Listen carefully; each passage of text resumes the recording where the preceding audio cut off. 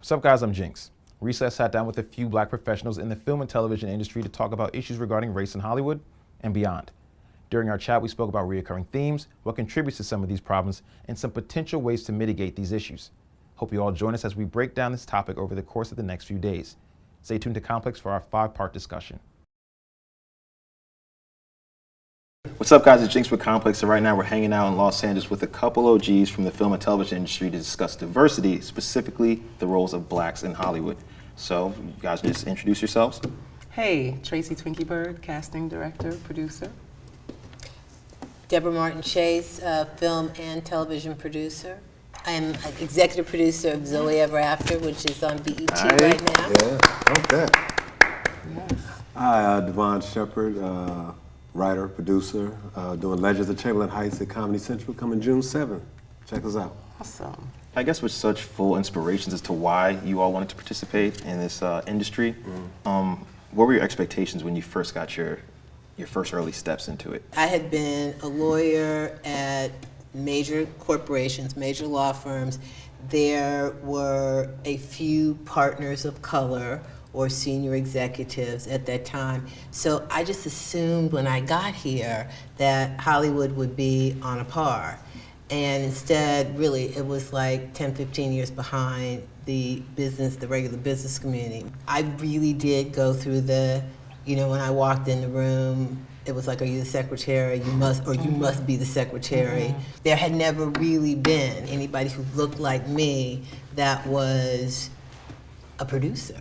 You know, in hindsight, you have perspective, but I realized, like, when I look at my white male counterparts that started the same time I did, they started from the perspective of, okay, how am I gonna make money? How am I gonna get my, and I started here with, okay, I need to let people know that somebody who looks like me can do what they, as good or not better of a job at what they do, producing movies or being an executive.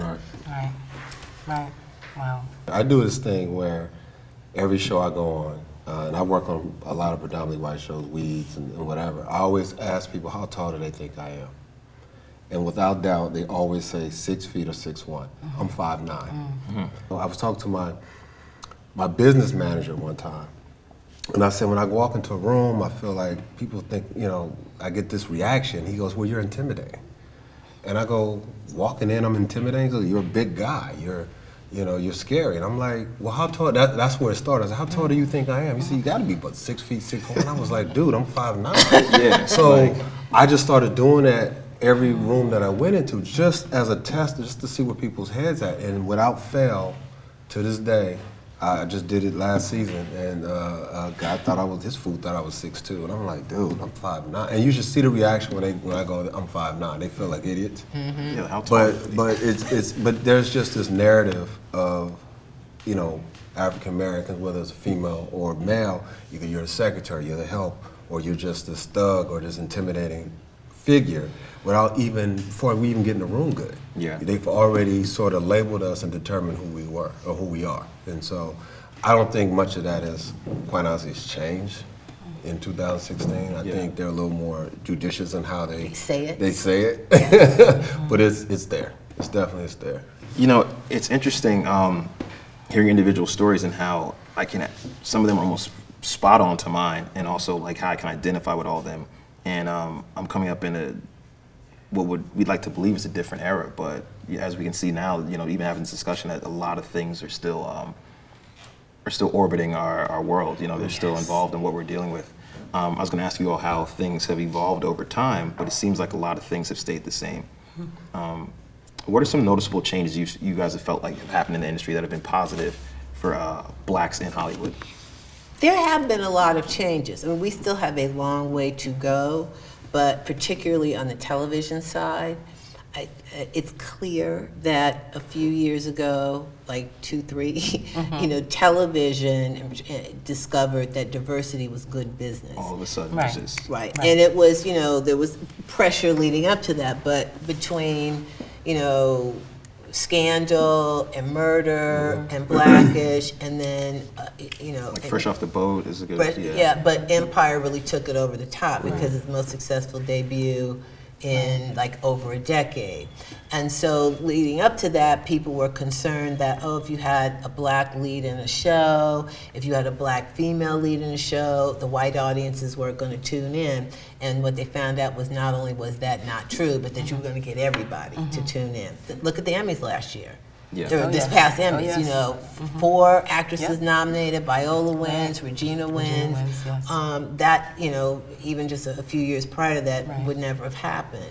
So there have been changes, but obviously there, you know, we still have a long way to go. And the film business is a different animal than television, It is. and so and it's evolving in different ways, which in some ways make it more difficult, in some ways make it a little easier. But it's like it's our society in general. It is. We have a black president, and yet, you know, black men are still being killed in the streets daily. So we've made great advances, but we still have a long way to go in general. I think there's a lot of good changes in terms of, I think I'm starting to see more, to your point, more leading roles going to people of color, of all colors. Where it's not changing as much as I would like it is behind the scenes, in terms of the creative process, in terms of writers. I've gone in rooms where, and this happened to me often enough, where someone would say, hey, if I have a black character, we'll think about hiring Wow. me. And they used, in the early 90s, they used to say that to your face. You know, now they have a more of a coded way of saying it. And the interesting thing too, to your point of now we're hot, like we go through these ebbs and flows in television. Like I remember when I came in when we were hot. You know, we came off the 70s where we did, you know, the Jeffersons and all that, right? And then we kind of disappeared. Right. And then it kind of came back with Fresh Prince of Bel-Air with the hip hop culture. And the UPN. And the UPNs Yes, right, and yeah. all of that. UPN, So then we were right, hot right. then. And then once they kind of get like, you know, once you build the networks up Yes. and get them their audience Oh, and yes. their viewership up, then it begins to suddenly they have to switch Yes. narratives. Yes. And now, you know, like the CW, you can't even recognize. You No. don't remember that used to be the UPN or UPN's the to hold CW. it down. You know what I'm Yes, saying? it did. You know, and so, and then what happens is you get, I think it's, once you get an oversaturation of one thing or the other, the audience taste will change. So once you get all black everything, people go, well, where are white people at? Then you get an all white show, and people go, well, where are black people at? And so it's just a constant cyclical sort of thing that we go through.